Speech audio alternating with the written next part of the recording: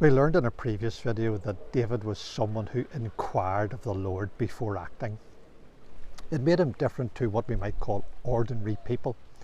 We're going to see how different in today's reading from 1 Samuel chapter 24 and verses 4 to 6. And the men of David said unto him, Behold, the day of which the Lord said unto thee, Behold, I will deliver thine enemy into thine hand, that thou mayest do to him as it shall seem good unto thee. Then David arose and cut off the skirt of Saul's robe privily.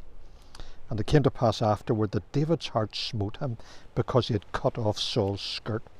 And he said unto his men, The Lord forbid that I should do this thing unto my master, the Lord's anointed, to stretch forth mine hand against him, seeing he is the anointed of the Lord. King Saul spent the last years of his reign in a futile attempt to seek out and destroy David. Despite Saul's constant searching, the willingness of certain people to betray David, as we read in verse 20 of chapter 23, and the close proximity between the two bands of men, because we read that Saul went on this side of the mountain and David and his men on that side of the mountain in verse 26 of chapter 23. The Lord did not deliver David into Saul's hands. In verse 2 of this chapter we read that Saul took 3,000 chosen men out of all Israel and went to seek David and his men.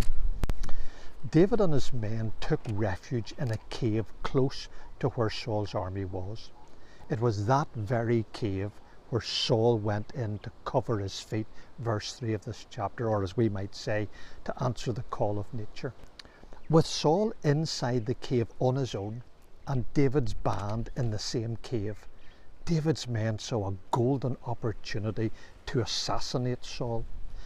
They encouraged David to do to him as it shall seem good unto thee, verse 4. Indeed, they even claimed that this was an opportunity provided by the Lord, but really I doubt that that was true.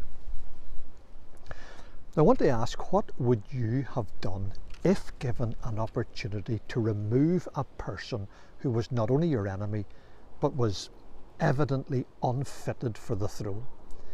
It would have been very easy to justify such a course of action before men. Most of us would have seized it with both hands, but not David. There was something more important to David than his own personal advantage. He had respect for God's ordinances. He recognized that Saul was the Lord's anointed, verse 6, and that Saul himself was my master in the same verse. It would not simply be a case of killing Saul. It would have been a case of killing a king anointed under God's authority, and impossible to justify such an action before God. But David was also prepared to wait on God's time, even if it meant for him ongoing trouble. Not only did David inquire of the Lord, but he was a person who waited on the Lord. Human beings are notoriously impatient, and impatience leads us into all kinds of mistakes. We learned in chapter 13 that Saul's impatience cost him the kingdom. But David was prepared to be patient, as he later wrote, to wait on the Lord, be of good courage, and he shall strengthen thine heart. Wait, I say, on the Lord. Psalm 27 and verse 14. Courage is needed to be patient, to be able to face the trials that will result.